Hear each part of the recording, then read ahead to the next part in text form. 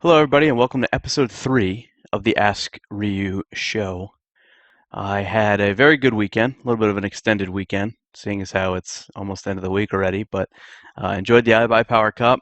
It was immediately followed by the RGN event, which I enjoyed a good bit more because our team was there. And we played really well. Most people didn't think we were going to make it out of the groups when they saw that we had CLG, Renegades, and Nexus in our group. Nexus actually had a way better roster than I was expecting. I thought it was like an IM team or main team or something. Then I saw 3 pro level players on it.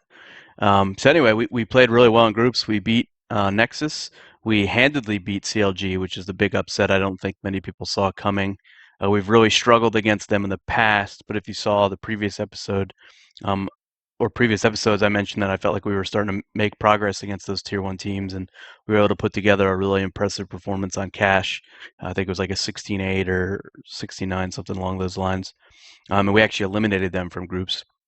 And then we were 1 round away from tying Renegades, and in that group play there's no overtime, so we would have actually tied them. I think we would have won the group based on round differential, but I'm not sure how that would have been.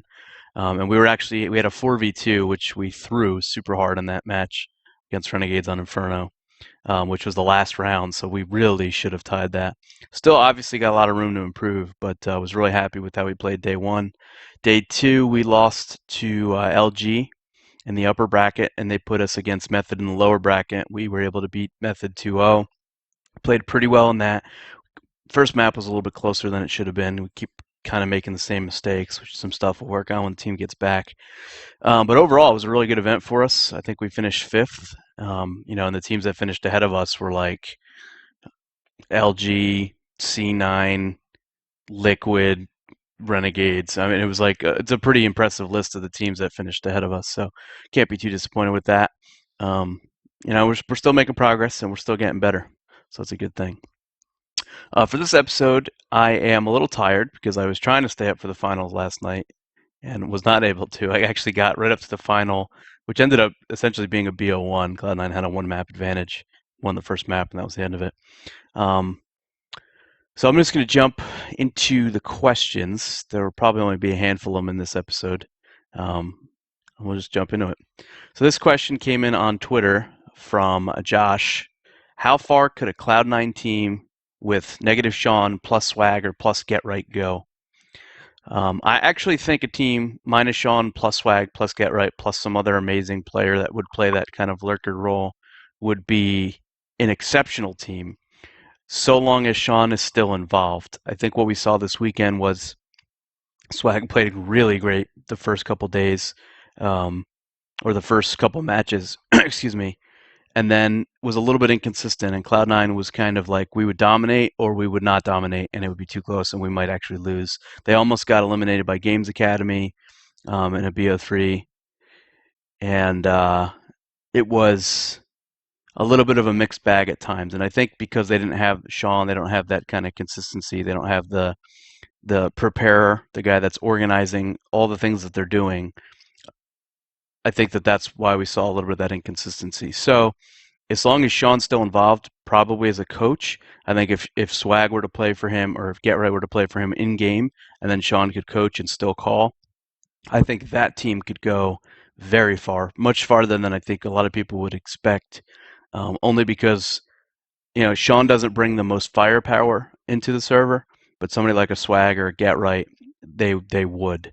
And it would allow Sean to take what he's done really, really well at, which is reading teams, being prepared, getting the team prepared to that next level. I wouldn't be surprised if we actually see something like that in the next couple months. And I think that with the pending NA shuffle, which I'm sure we're going to see quite a bit of rumors and chatter about until the end of the ESEA ESL season. But I think as part of that, you could see something like Sean move to coach, somebody come in and play for him, like a Swag if he's unbanned in January, or a Get Right after the NIP contracts end. And I think it would be a very impressive team. Appreciate that question, Josh. This question came in from the ESEA forums. Let me find out who that was real quickly. It was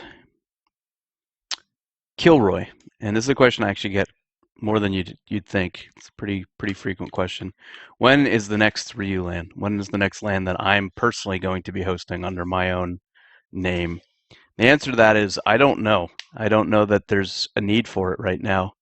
If you look back historically, when I ran those events, it was to spark the scene. It was because there was no other events going on, and it was because I wanted to play at LAN. A lot of it was because when you play this game at LAN, and if you haven't, you need to, it plays differently than it does online, especially if you're like me and you're pinging like 80 to 100 to most locations. It's just a whole different game when you have one ping and you're playing with your teammates sitting next to you. So that's when I've hosted them in the past. If you look in 2013 when I hosted the CS:GO LAN, um, there was really no other events going on at the time. Now I feel like there's a ton of events, which is amazing to see. And there's a couple of kind of like hallmark events that are open to the public. They're large, and you can definitely make an impression at them. And I think the best example of that is Fragadelphia. I made a video after Fragadelphia 5 where we went as a pug, and we were kind of caught off guard because there was like 6 or 7 pro or premier teams there.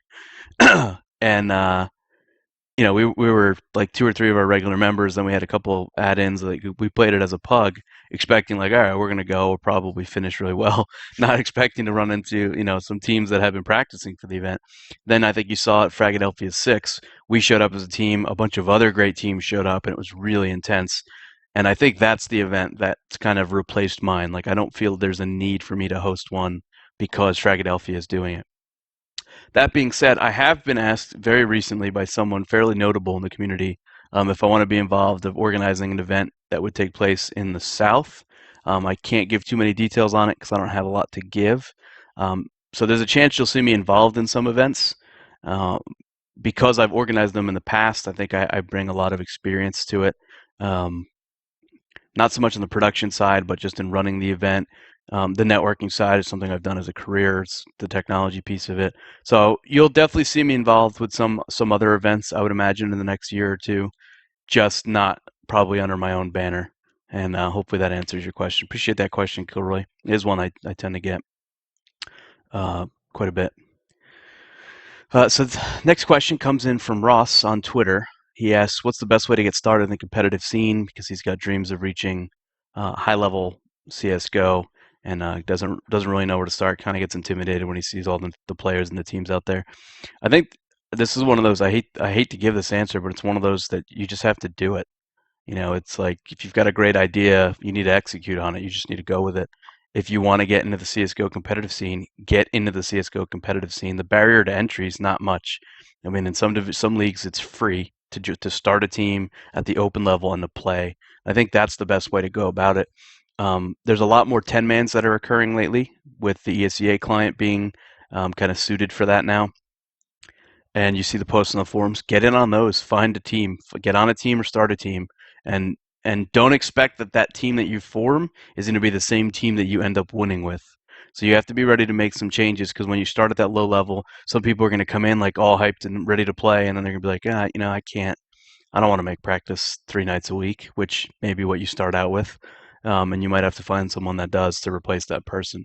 But I think the best way to get involved in the competitive scene is to just jump right in and do it. and this comes up a lot when people are like, how do I find a team?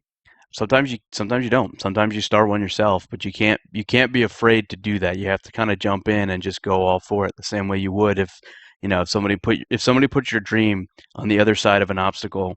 You need to get up and over that obstacle and not let that hold you back from doing so. Starting a team on one of those free leagues takes minimal effort, and I would say that's a great place to start. So this question came from Nevermore on Twitter. Do I think my team's biggest problem is currently, as it seems like you've improved on anti-ecos and communication? I would still say our communication's not great. We have a couple players. I actually think maybe the entire team this season have a hard time prioritizing calling over shooting. And I think that's a good problem and a bad problem. It's good because they'll get the kill a lot of the time. It's bad because not calling that, if you're in a, you're challenging or someone's challenging you and it's 2 or 3 seconds or 4 seconds, and you're kind of peeking and shooting, and you're not making that call, that's delaying a rotate. Sometimes the timing of rotations are what wins and loses rounds. I don't know why my voice is so shaky this morning. I am extremely tired. It's really weird. Anyway, so I think communication is a big problem for us still. I feel like there's definitely ways that we can and will get better at that. Watching this event, our late round is just, our post plant specifically is really, really bad, and it's very puggy looking. It's like, all right, we have a 2v1. There's a couple rounds, and it's actually, if you guys have watched my stream, you know who I usually call out for making kind of puggy plays on our team, and this wasn't actually that person. But we had just a very simple crossfire wins around for us, and instead we have somebody peeking super wide who got opt, and then left the other player in a 1v1. And the 1v1 we still could win, but it should never come to that. We lost a 1v2, a 1v3, a 1v2, a 1v3 like 5 or 6 times in 2 maps, and that shouldn't happen. Especially if winning that round puts the other team on an eco, or at least eliminates the other team, puts them on a really low economy situation. So for me right now, it's just the experience of the post-plant positioning more so than anything else is what's killing us. We'll definitely put in some work. We'll probably drill it quite a bit when everybody gets back. It's just something, and it's sad to say this, but something I did with the IM team that I played on a couple seasons back that's eventually became the team that we have now. We had a couple players that just had a real hard time grasping and being able to instantly realize, like, okay, it's a 2v1. Okay, we know where the last guy is. So let's say it's Cash. It's a 2v1. We've got bomb down. It's planted for checkers. And we know the last guy's CT lower or heaven. It's a very easy crossfire then, right? Like, the guy has to come out into the open or run up the headshot rail. And if you watch, I think there was a couple rounds after we got 1v2 to 1v3 where we made a good adjustment and we held the entries better and we played contact better. But that's all that really needs to happen. If you do that right, you should never lose that. And barring that the other player hits the most ridiculous shots on the planet, you shouldn't lose that. And I had some teammates that couldn't figure out how to position that. So what we did is we just set up, or in practice we said, okay, if we plant the bomb here and we have several people alive, this is the crossfire we want. And if we've got 4 people alive, 2 people are going to hold that crossfire and the other 2 people can do something else. So we might end up having to do a little bit of that and getting a couple of kind of pre-configured and pre-coordinated crossfires set up on some of these maps, because losing a 1v2, losing a 1v3, losing a 1v2 again, I mean, it was really disappointing. And on a couple of them, they could have cost us the map. So, and I think a few of them did. We lost a couple on train that probably took us out of the running against LG of taking that map. So that's what I would say. Currently, communication, which I think helps with the second problem, which is the post plant. And that's it. That's a wrap on episode 3. Appreciate you guys watching. Appreciate you guys submitting questions. Continue to submit them on the AMA thread. You can continue to use the #AskRyu hashtag, and I'll do my best to continue to answer them. And as always, I appreciate you guys watching.